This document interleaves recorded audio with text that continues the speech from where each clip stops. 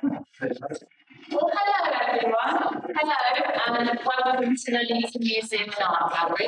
My name is Liz Taylor and I'm the curator of the museum. And I'm delighted to be introducing today a talk about Robert Fitzmaurice's solo exhibition just outside of our London gallery, which is called Relations, Stories and Magic, and it's on display until the 22nd of January. So I first met Robert back in June last year when he was planning his exhibition at the museum. And he wanted to view some of our sculptures that we have here, particularly ones from our World Cultures collection, to use as inspiration for his own artworks. They included a medicine man sculpture from North America, a one-legged soldier or sapper from Austria, and also a young Buddha Amateurs from Tibet. And some of these items I know he actually remembered from some childhood visits to the museum as well, which makes it quite exciting, I think. Many people have actually asked us why we have all these items from so many different countries in what really is essentially a sort of local history museum and art gallery. Francis Fawcett and Len Strumberg were curators at the museum in the late 1960s and early 1970s. And at the end of the talk, you'll be able to see there's a display case right at the back of the room, which has actually got some busts of them. I'm quite hoping, actually, when I retire, I might have a bust of me in the museum as well. That'll be quite exciting. Anyway, these curators, they both had a real passion for ethnography. And they developed the collection by buying items that came from all around the world, which included quite a lot of our sculptural pieces that we have here. Many of them were purchased from individuals or collectors, but they also shopped at antique shops as well. So there were various ones in Nuneaton, in Coventry, in London, and in Coleshill as well. And it means that we do have some spectacular pieces in our collection to do with world cultures, as you'll hear about today. But the only sad thing I think is that they come with very little provenance or very little information about them. So they're wonderful to see, but we don't always know a lot about the individual pieces. We have since worked with a number of experts to do with ethnography and world cultures, and they have actually helped us to interpret some of the items and in some cases reinterpret them where maybe their interpretation hasn't been quite accurate. We're really excited that some of these world culture items have been chosen by Robert, and we've been able to get them out of storage and into the exhibition, and that they're being used as like an inspiration for contemporary artworks. So today, in the talk that we've got today, Tess Charnley will be discussing the exhibition Relations, Stories and Magic with artist Robert Fitzmaurice. So Tess, who I would like to introduce over here, is an art writer, a curator and a gallery professional based in London. Her work has been published in a variety of publications, including Art Monthly, Elephant Magazine, Burlington Contemporary, and peer-reviewed academic journal, and I had to check the pronunciation and I'll probably still get it wrong, Anthropocene. Brilliant. Robert is an award-winning contemporary artist, originally from the Midlands. He now lives in Reading in Berkshire and has 4 decades, so quite a long time, experience in making and exhibiting art, both nationally and also internationally. So I'm also here today as a representative of the museum to chip in, so if there's any relevant information you want to know about some of the museum objects that are on display in the exhibition, that's what I'm here for. The chat's going to be very informal, so if you do have any questions as we go through, please do raise your hand, and if you do want to ask a question, and we'll do our best to answer that. And I'll now pass you over then to Tess and Robert. Thank you. Thank you. So I suppose a good way to start would be to talk about how this kind of exhibition came to fruition. So the body of work was obviously inspired by the museum collection, which, as Liz mentioned, used to visit as a child. I'd love to know a bit about this process. So I suppose what happened from you coming to the museum and seeing the objects and then making the work, and what did that look like? I was looking around, I suppose, 2017, 2018 for exhibitions in 2021 what to do next. And living near Reading, a big focus on London, obviously. London is a big magnet for trying to promote their art. But I really wanted to do something regionally. And somebody I was getting some help with at the time suggested we really want to look at Midlands museums because they've got an exhibition programme. They quite often looking around for ways to fill it. So to propose an arts council exhibition, of interest, then there's a possibility there I could start to explore. The reason I chose Nuneaton was I was born in the George Eliot Hospital here, and my parents at the time lived in Heathcliff, and I grew up for the first 4 or 5 years of my life there. And when we moved to Coventry, my father was a languages history lecturer. We moved to Coventry. My mother, we never really liked it. So every Saturday, to compensate, we would drive to Nuneaton, come here to the library, and quite often then walk into the park and come in here. And later, many years later, when I was about 9 or 10, I think this was my first ever public exhibition I had drawing as a kid. I think it was a festival of art every year or whatever. And it's just down by the doors here. I remember thinking about this side and thinking, so there's a bit of a backstory in choosing this museum, but to bring things up to date, it was obviously about me choosing this museum and relating to it in some way. And I thought, well, I just can't key into, if I came into this collection now, I'll probably make some very different reactions to it. The starting point I wanted was my memories of coming in here. And at that time, when George Eliot rooms are downstairs, there used to be cabinets of ivory African sculpture, tribal sculpture, and little ebonies, figures about this big. And other things I half remember, but when I came up and met you and saw them all on a trolley and was able to literally, look at them like this, those memories started coming back. And I guess I've always been very interested in rites of passage, so the journey from childhood into manhood, adulthood, and old age, and so on, the symbolic nature of art. I think as an early kid interested in art, coming here and seeing art that wasn't landscape or portraiture, but had some other power bubbling under, was quite formative. Yeah. So to cap off this answer, I think to choose a museum and build an exhibition that directed my work and how I feel about my work now, and acknowledge that it's maybe started in these walls. It's really feels really good. Yeah, I think that's interesting what you say about rites of passage and the symbolism of objects and that we put on objects and on our work as well.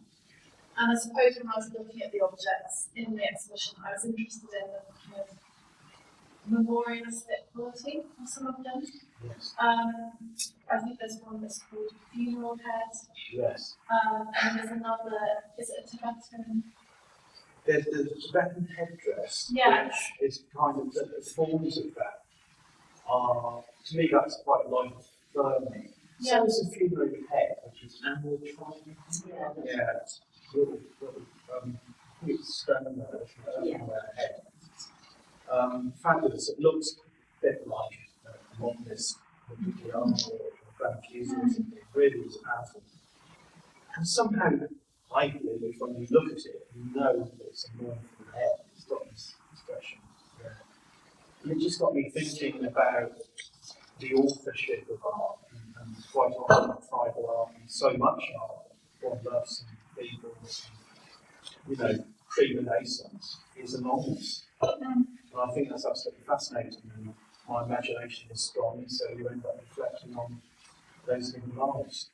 And the wonderful thing, the hidden lives theme that runs through my exhibition comes out of the concluding paragraph to George Eliot's Middlemarch as well, which is purely by coincidence. So I think about the hidden lives thing. For those of you who, I'm not going to be able to quote it exactly, but the very last paragraph is George Eliot, I think it's quoted in the galleries downstairs, talks about the goodness of the world quite often being put forward by people who lie in unmarked graves. So that memorial thing, that being blooming, that celebration of those of us who have passed and passed anonymously, I think is something that deserves, like I said, I don't want it to be blooming, but it's a sort of acknowledgement. It's not a celebration, acknowledgement. I think, that's what's interesting in that kind of marking, for example, death with such a beautiful object is in itself, as you say, life affirming and celebratory. I'd love to just circle back to that idea of hidden lives, because I think that's so interesting, the idea of removing the artist from the artwork and what power does that have? Because I think so often we're so interested in the biography of artists, and it's the same with writers of any art form, and that really informs our opinion. And I know Roland Barthes wrote an amazing essay called Death of the Author about how he was basically arguing that the best way to interpret a piece of writing is just to completely remove it from its authorship and not associated with that at all. And I'm kind of two minds with that, I think, because I think on the one hand, I think it's really interesting to know about the artist and to find out about their influences and what informed them. But then I think if you don't know and you just come to an object like some of the objects in the show without having that information, then it's almost like you've got a blank slate and the viewer can project into it what they want and take from it what they want. And it's more of a kind of generous relationship rather than having someone be constrained by their own biography and how their work is interpreted. So, I was just wondering what your thoughts were on that in relation to these objects and your own work, I suppose. I think it's very tricky. I totally with you on what you said. I think it's something I've spent a lot of time thinking about, especially being an art student. I was born in 1960, so by the time I got to art college in the 80s, we'd already had Hockney in the 60s, the idea of the celebrity artist, obviously people moved back to Picasso. The whole idea of the artist, almost in Van Gogh, of course, these names that are held in public consciousness. They quite often people say more about the artist and their character than they can about individual works the artist created. It's a double-edged sword.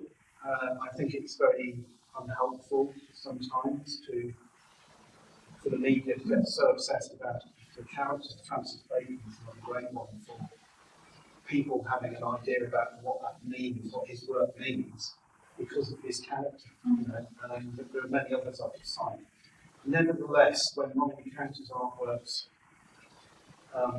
where one knows nothing about the artist, you've got two choices: either just appreciate it formally and with all the information you have today in terms of what you know about where it may have come from, what you can identify from it, or it becomes a point of departure for trying to understand that work in context, more about the artist and maybe the things that drove them to make it, rather than, that's by X, so it must be good. There's a sort of Pavlovian response. People quite often in galleries will go to read about fact and then look back at work, so then know how to look at the artwork. So I'm guilty of that, we all do it, but it's a starting point to realise that, this is something that's being discussed today. I don't know whether you heard this morning about two art critics talking about the Eric Gill's damage on BBC. Eric Gill is a monster, but every time we turn to the computer code, we might have to use the Gill sounds, the font. The artworks that he created have value. The question is, should it be on the public building? I don't go down rabbit hole about how to Gill that, but that's a great example of Caravaggio's monster, Picasso. They're all out there. The Gill in particular, really distasteful stuff.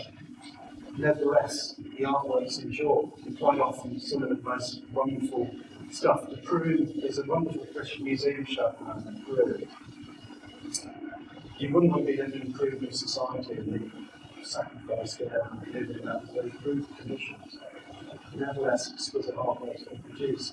Yeah. So it's a question of navigation, I think. I as much as anyone, enjoy stories and anecdotes around great artists and sometimes not great artists, but it's peripheral to the quality of the work. Yeah.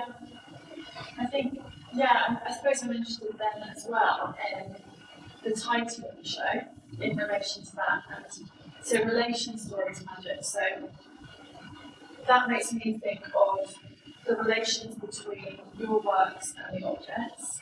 And then also in any exhibition, you have a relationship between all of the works amongst each other, and that's how you kind of curate an exhibition so it sings and makes cohesive sense as a show.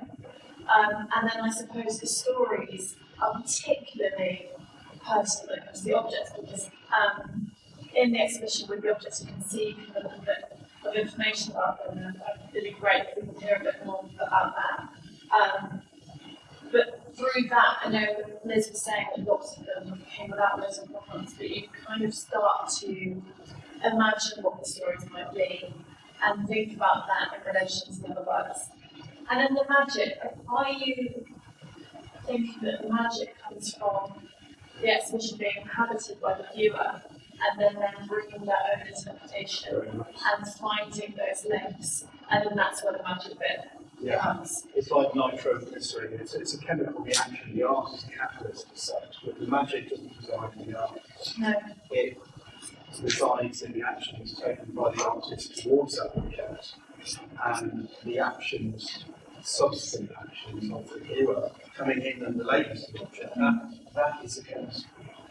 And the art is the object that's produced very much. I'm old school doing an object still rather than a conceptual approach. But just very quickly, there's a great quote from T.S. Eliot that said, immature artists copy, mature artists steal.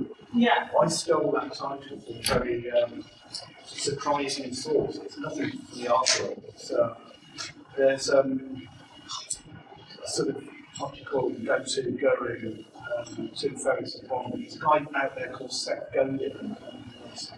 Seth Godin is a marketeer, and he said people don't buy products, they don't buy items. What they're looking for is relations, stories, magic. Interesting. Okay. Yeah, so it comes from the world of marketing. Yeah. Very interesting. When I saw that, I thought, wow, relations, my family, me as a kid, the work. Yeah.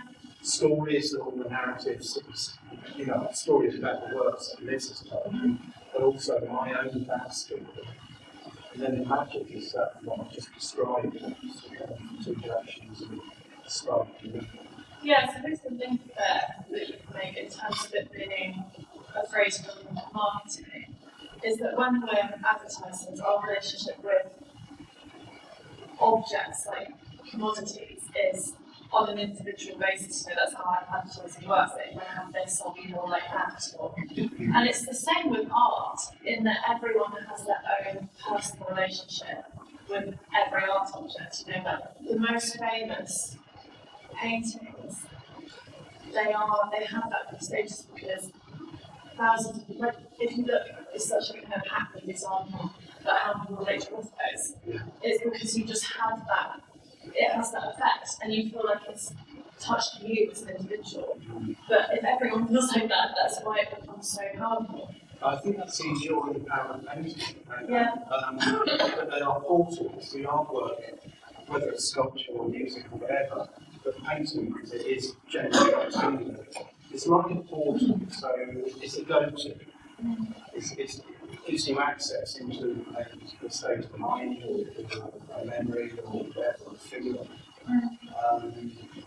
And people will be assured and get strength from that. And I think, that's something I hope I can So maybe we can talk a bit more specifically about the paintings themselves. Obviously in the show it comprises of your works that compare to paintings and ceramics, but maybe if you start with the paintings. I'm really interested in the kind of grid system that you use where the figures seem to kind of emerge from the grid structure and then also retreat, and you often have, there can be more than one reading in the work. So we were speaking about this earlier. So in some of the works, you can look and see a figure, like a body, and then you look again, you see a face. So it's kind of those multiple picture planes. But for me, with having those multiple readings, it's interesting that that comes out of a grid structure and that you can almost set yourself parameters and systems. Do you find by putting a system in like a grid, do you find that quite freeing, or how does it kind of, how does your practice work in that way, I suppose? The grid crept in for two different reasons. The first was to solve a long-standing problem for me, which is very much tied into something that 20th century art preoccupied itself with, and that's the figure-ground relationship. So art before 20th century, it was very clear in a painting where something was a figure, a human being, coming through a group of figures in a space. And modernism kind of broke that down. I found that still do very, very fascinating pictorial invention, if you like. So, in a sense, the grid system solved that for me. In my earlier work, I was working for ways that articulated figures in spaces a lot more theatrical. While that had two results that were quite good, I wanted something different. And due to my relationship with certain people connected to St. Ives, and abstraction in particular, when I was at Reading in my postgraduate course, I was taught by Adrian Heath, who's a British historiographer. And his influence, although he never persuaded me to go abstract, nevertheless, our discussions around painting and the way that painting isn't about the real world, it's about constructing something that may or may not look like aspects of the real world, that really was pivotal to me. And it afforded a lot more opportunities for me in terms of feeling that I was broadening my visual statements and making something deeper. But also for the people I was getting feedback from, the people might work more and getting more bang for their buck, if you like, when they were looking at the work. It didn't unravel as quickly. Yeah. And it offered lots more different reasons. So, And different entry points as different well. entry points, Yeah. The second reason for the grid structure was I had an exhibition, my last solo show actually was at Green Common Control Tower, which was the former USAF air base where cruise missiles were based. And I've been invited to show there, to show a work, a show I've done called Soldier, it's all about 100 years since the First World War. And when I went there and heard about the Green Common Peace Camps, I suddenly came up with this show called Nuneaton. And the main work in that was called 96 Cowboys, 960 Washingtons. Okay. There were 96 cruise missiles. I'll tell you quickly, this is not really about the show. 96 cruise missiles were stationed at Greenland, and each one had 10 times the yield of Little Boy, the bomb that was got in Washington. Oh, wow. Now, Little Boy, I don't want you to see this is in front of you. It vaporised between, they say around 80,000 people per second. So the amount of destructive potential there was enormous, and I produced this painting which was a grid that involved 96 little amorphous semi-bombs, semi-human figures trapped in these environments in Monaco. It was a serious work, although it was using cartooning. And that took me over into, as well as wanting to make a political statement, it took me over into the new way of making painting that I found was more successful, because it uncoupled the ground and gave me these, a bit like honeycombs with lots of bees in the boxes. I had this cellular network of units that were similar, different, so a whole repetition of different things. It's quite a long thing, yeah. I started playing with that, and that was incredibly liberating because I wanted to get away from that. That shows I enjoyed doing it with very preachy and self-righteous in a way. You know, I was trying to get messages across, and that was a good thing to do. But I needed to shake it off again. So it's a bit of kind of like formal styling in practice. Absolutely. Yeah. So then the idea of figures.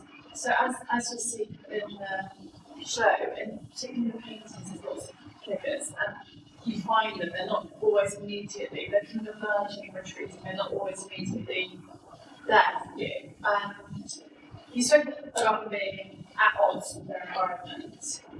Is that to do with that grid system and the kind of them being within a cell, or is that something else? I want them to be bigger than the cell or the cells and the actual containing picture frame. Yeah, okay.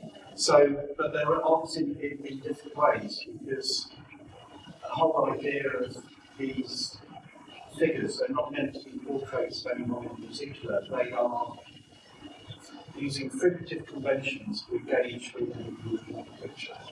Yeah, they're a set of signifiers.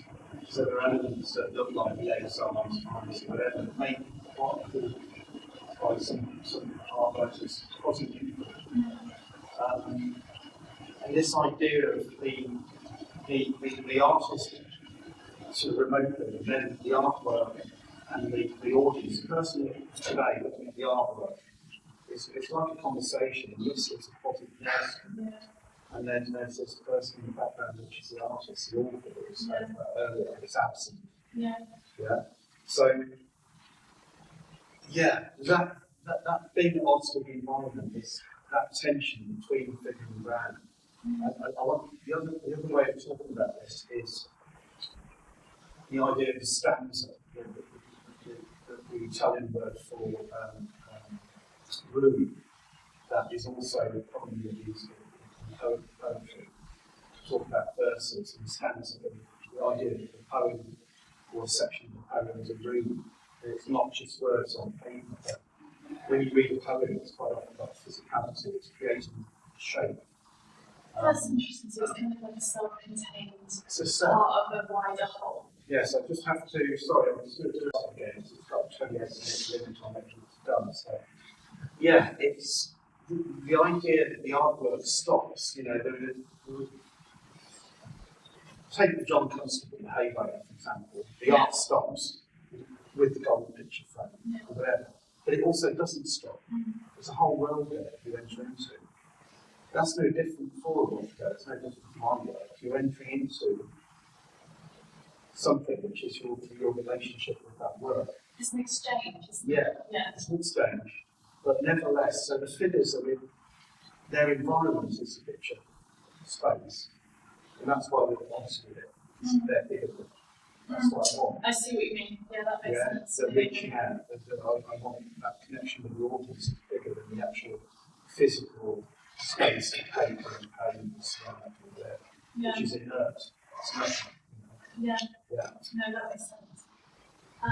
So to change tack slightly, I kind of want to delve into.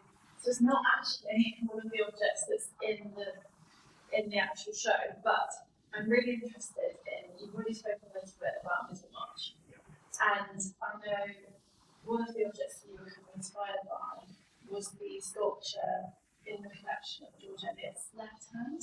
Yes. So I was wondering if maybe Liz could tell us a little bit about that, and then maybe you could talk about things, because I know I'm really interested in your work, Ghost, and I know that was kind of inspired by it, so maybe we could do that. Yeah, so I don't know how many of you are familiar with the museum, but this object is on display downstairs in our George Eliot gallery. And it's basically, it looks like quite a beautiful object. It's made of marble, and it's of a hand that's lying on a cushion that's sort of surrounded by flowers. But we have quite different responses to this object, really, from different visitors, especially depending on if they read the label or not. Because basically it was made from a cast that was made of George Eliot's hand, but after her death, so just after her death. So basically, it is a sculpture of a dead hand. So some people feel quite creeped out by that, and other people think it's quite a beautiful object. And it's part of the Victorian tradition where people would very much mourn the dead. Death was more almost like an everyday part of life in Victorian times because there's high mortality rates. So people were like very used to death. You know, members of the family, it's quite common that people would die and would die at early ages. So there was a whole really range of objects that you'd use to remember the dead. So sometimes that was about having hair from the dead, which was made into corsages or being made into jewellery. There was even, this creeps me out quite a bit, people don't often take photographs, Victorian times you wouldn't really be able to afford a photographer, but if someone died, that would be the time when you would actually have a photograph taken. So you'd have all these photographs where there would be a family with someone who's dead propped up to make that family shot, because that was the way you would remember that person with that one photograph, because you wouldn't have everyday photographs, you were not all snapping on mobile phones like we are now. And they're really creepy ones. There's ones with dead children with their parents, there's ones with sort of a dead mum, sort of round and their children. So, so really this sculpture downstairs is part of that tradition of remembering the dead, having a memorial, which is sort of in your home to do with the dead. Yeah. So I'll hand over to Robert about using it as an inspiration. Yeah, it's a beautiful carving. I mean, I was amazed just how delicate and real those fingers are. I've seen similar in yoga. I've seen some fantastic tomb carvings and effigies that are really in the same zone when you just know this is the talk about. I didn't mention as well, because you can see the rings as yes, well. Yeah. I did actually contact the people at Eliot Society. I wanted to know whether she was left-handed, because I wondered why they went. Since she was, the writer's hand, the author's hand, which should be the right hand, but it was the hand of the wedding ring.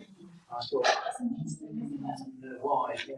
Did they say they knew that she was right? They said they were pretty certain that she was right-handed. That is interesting, because I thought it was really to also commemorate her as a writer, but as you say, you would expect that to be the right hand. That's what I thought. And then whereas the left has got the wedding. It should be the right hand. Yeah. But anyway, that aside. It's a powerful thing. There's no way I can sit here and justify why I came up with Ghost, or there's 4 or 5 works in the show that are inspired directly or indirectly around either George Eliot's life or Dorothy Brooke in the Middle March, or actually Casaubon as well. We're going too deep into the Middle March now, but there's a character in very briefly, I mentioned that, who is chasing down the key to all anthologies and believes that he can research and find this into Dorothy Brooke, and it leads to growing impact on marriage, etc. There's a work in the show that references that. But I took the hand and I did various drawings of it, and then I made tracings, and then I made lino cuts. But this was not to print. I cut into carpentry lino for the hands after using digital techniques to reflect them around vertical axes to create this design. I felt intuitively somehow memorialised it in the way that I fit in with my figuration. But then what I did was roll out some clay, fine clay. I think it could have been porcelain, but anyway, it's one of the finer clays that I used for this show, and pushed the lino in linoleum into that liquid carved, and then we'll lift that out and ready it with the ridges. The very delicate things. There's no way, just on clay, I could have got that very fine line. I was driven myself mad trying to carve that. So it's got this very odd thing about it, and then glazing it with this alabaster white. I mean, it was quite easy to call it Ghost. Yeah, I really love that work, because I think those, it almost feels like the traces of something, and then now that you've explained the process, like that totally makes sense. Yes. Yeah. And there's something quite ethereal about it. I'm really, well, when you think, I was thinking about COVID and the terrible losses that we've had. There is it's very hard. Death has been in the news so much recently, so it isn't just about some 19th century literature. But I didn't want to go too directly after doing anything around COVID death. But that was there. The whole idea is how fragile everything is. Comes out of that. And it's a kind of, because you're working directly with that sculpture, it's kind of a continuation of the memorialising, but then, really rooting it within your own practice, essentially. Very, very much, yeah. Yeah. I think, I'm sure it goes for everyone in this room, but we've all lost someone, either through our age or illness, or suddenly. I lost a very, very close friend, 2015, like that. And those kind of things, they chip at you, they shape you, and you have to move on. You have to move on in a positive way. And certainly art offers that one way to, like I say, celebrate people, but go into the nuanced space sometimes, and the more reflective and reject responses come out as well, I suppose. Yeah. There is a sadness in that space sometimes. As well. Yeah, no, absolutely. That makes sense. Yeah. So I suppose I'd also like to know, so we've obviously spoken a bit about George Eliot. I'd love to know more about your other influences. So whether that be artists, or I know you've travelled a lot, it'd be great just to know about some of your wider influences on this body of work outside of the objects, but also more generally. A very early influence, which I only really realised with the help of talking to some people last year, was actually the southern tapestry of the cathedrals, obviously growing up in Coventry. I hadn't realised in my work, the figure dominates. The figures dominated when I was painting very figuratively, it's but even in more abstract work, the figure is central. And I think that tapestry did it for me. There's a term, frontality, which is just basically, you can guess, it's about the figure being straight on out of the artwork, whether it's an Egyptian sculpture, for example. An Egyptian sculpture is very figure. Artworks have been like that. I've always caught my eye. When I was travelling to Spain a lot, I really love Spain.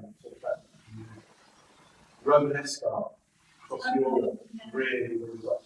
I love the modernist of 20th century art, but for me, pre-Renaissance, Romanesque art really ticks all boxes. Yeah. In terms of colour, shape, form, rhythm, what they do inside chapel spaces, which is fantastic.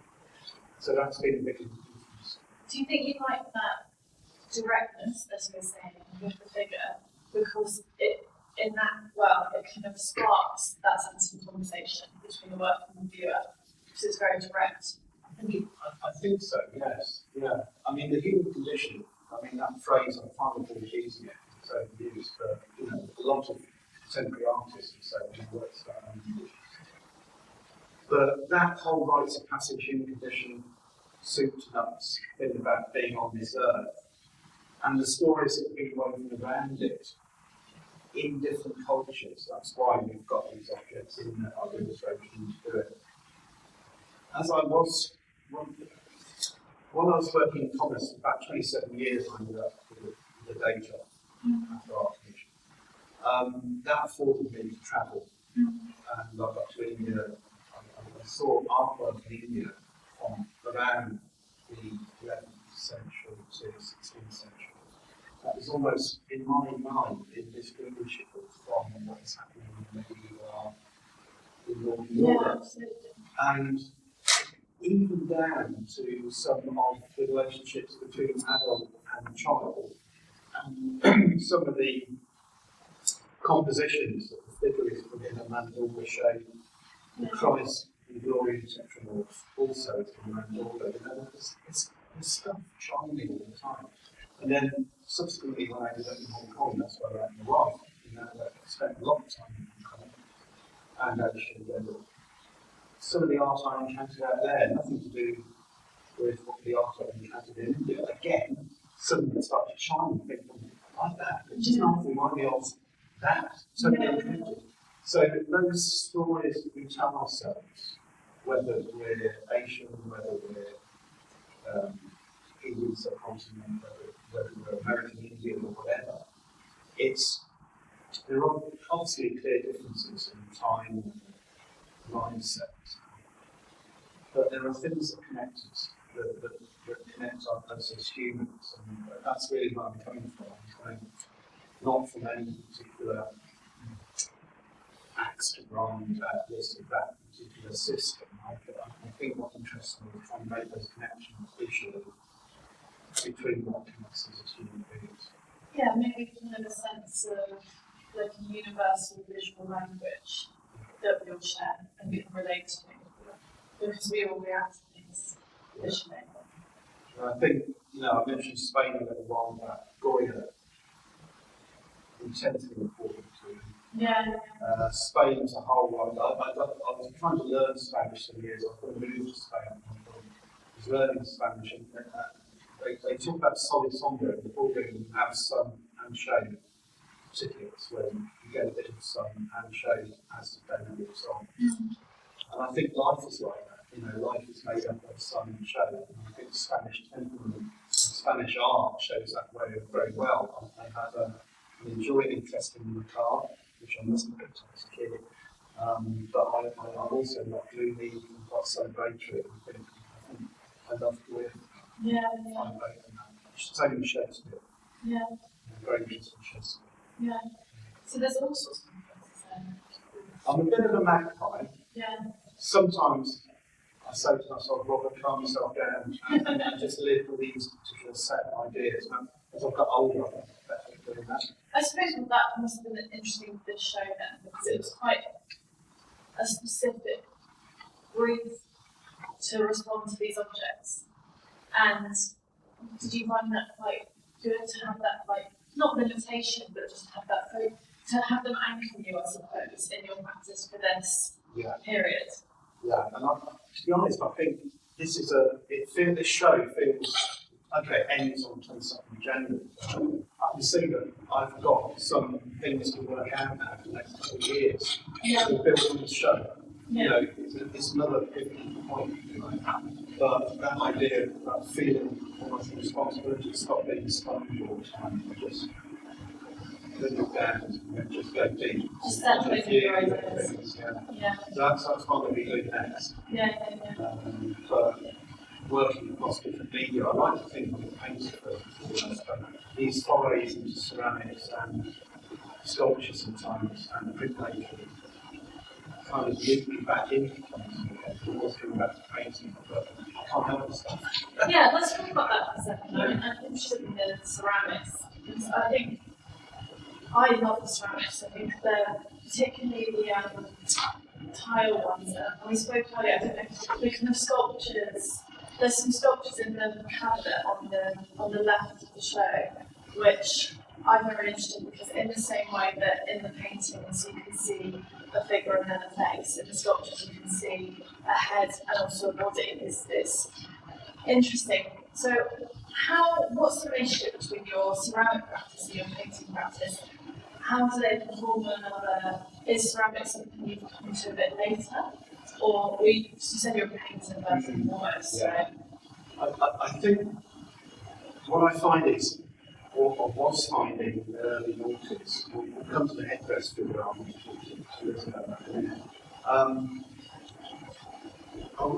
while I said I'm painter, I was working this channel and trying to get better as a painter.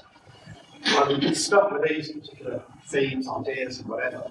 And I just found it so refreshing to first turn to printmaking. Those ideas came with me, and I kind of worked stuff out. And while I was just trying to paint with them, I couldn't get rid of them. But then channeling them through in the medium, I kind of freed up my return to painting. Suddenly the painting been formed. Okay. So what happens these parallel channels running forward, I can drop step onto. Same with sculpture, it's like, well, okay, if I'm doing some painting, what would it look like if I make it some 4 dimensions? Yeah. And I want to say exorcism, probably not exorcism, but I work stuff out by jump and shift. by moving from one medium to another. So it allows you to fully explore the idea and he's tied up the strings around it. Yeah. I mean, and also the wonderful Anthony Head that we had, the funerary head, that, can you say a bit more about that? Yes, unfortunately we don't know a lot about this. So normally a funerary object is something that is put in, with a dead person, put into a grave or if they're in a tomb or that sort of thing.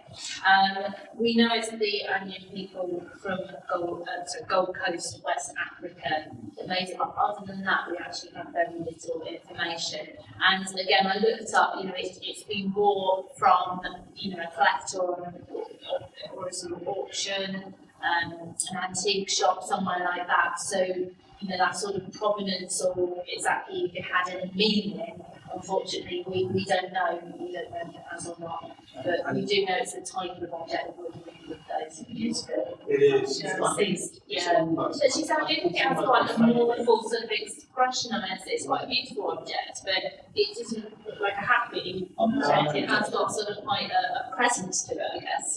Even when you look at it, I feel like it makes me sort of feel almost like quite deep, in my heart kind of thing. So even though I don't really know what its purpose is or what it means. I think in some ways it's probably my favourite object. There it is. Yeah, there. It's my favourite, but I must mention just a few things. Like the medicine man, I absolutely love. I mean, he's such a character. I love the colouring and everything. But when I saw that, I just couldn't help thinking Chris Whitty and all the COVID briefings and the whole idea of the medicine man as in society and that role is, irrespective of the fact that this tuna doll from North America is keying into something that was probably what we call bad science, But that isn't the point. The point is that he had a status, the medicine man in that society would be a go-to.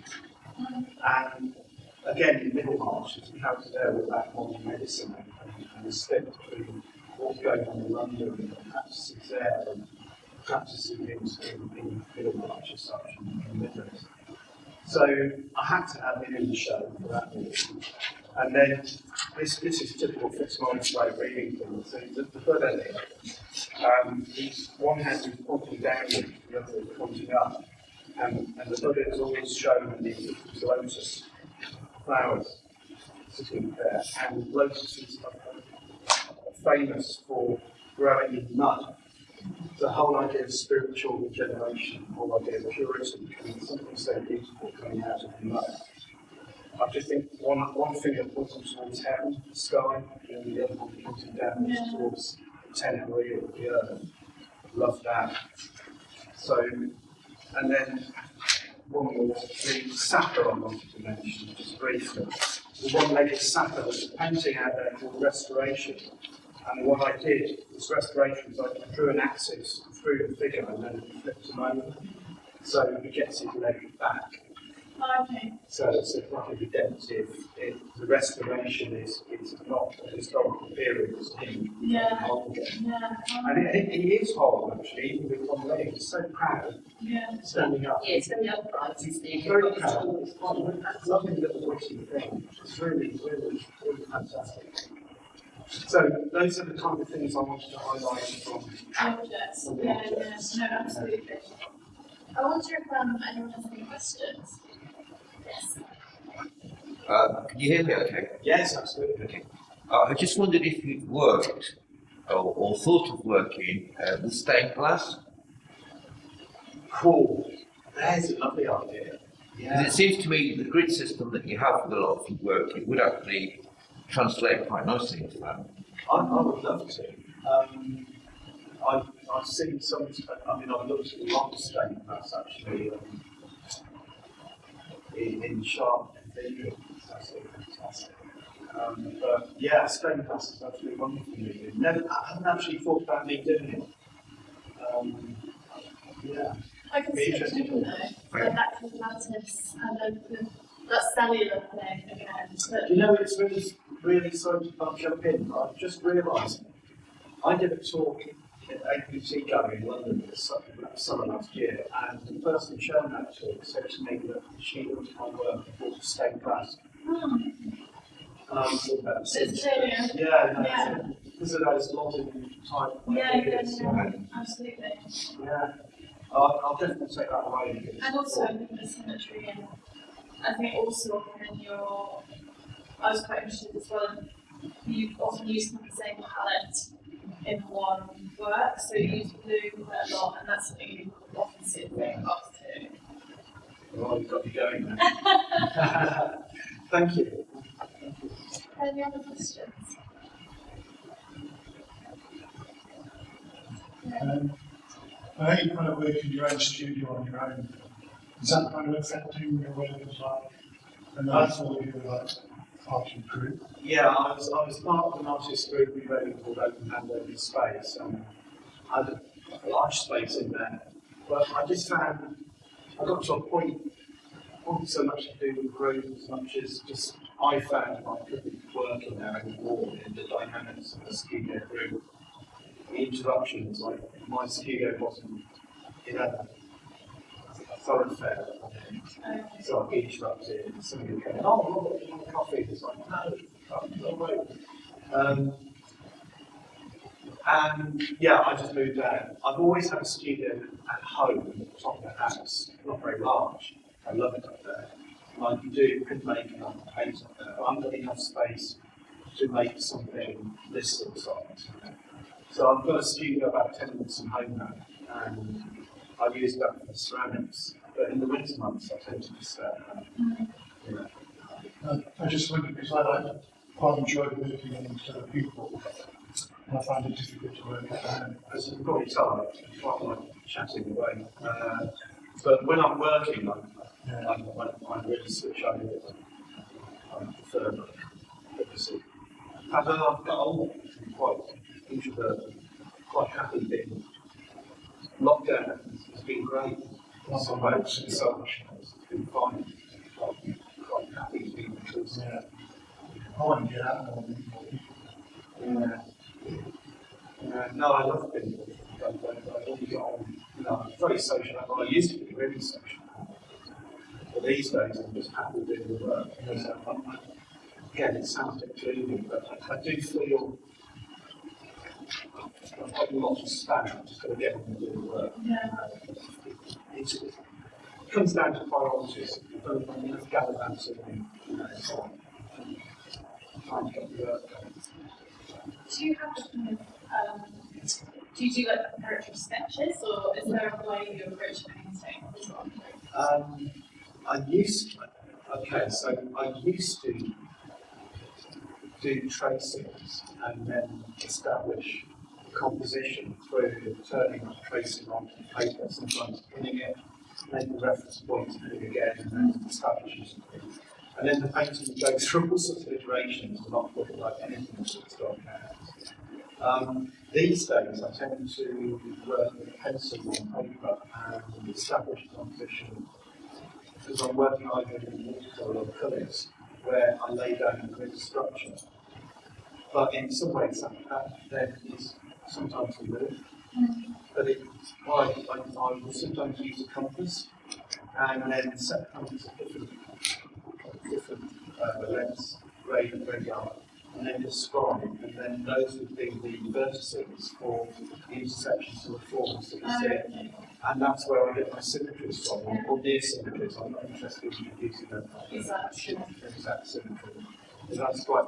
Or other times I'll just use dots, and then that will either give you a composition I like, and then I'll tweak it. It's a way of starting rather than the system. Yeah. Do you start a piece and go through to complete it and then move on to something else, or do you do something that I've got to a place I'm happy with, put it to one side and revisit it, and do later or later? I tend to have works on the go, some of it's been on the go for years, but more or less to answer your question more specifically, I'll work on maybe 6 at a time. And then just rotate. Because earlier on I was having a problem. I always felt my work, I was working about 5 different ways quite often. And I thought, I can't myself down here. So, and I have found ways of doing that as I've got older. Working in series about 5 or 6, where I'm working on the same scale with the same palette. The other thing I found really useful is I eat a lot of honey and various spices and capers do a lot of cooking home. When those jars become empty, they go in the dishwasher and I go to the studio and I have Phoenix paint. Right. Yeah, and I've moved, I love oil paint so much, but I've been using acrylic because of the fumes at home. I'm finding what's going on with them. So acrylic paint's moved on from this rather than plastic in the past. With mediums, it's really lovely. So I've got a whole load of, I've got a trolley full of different colours of paints. And having the exact colours I want, and then choosing maybe about 6 or 7. It's a bit like cooking again. You can't use every spice on the shelf, so you go and make a decision. Make those decisions up front, give that conformity to maybe 6 paintings and more.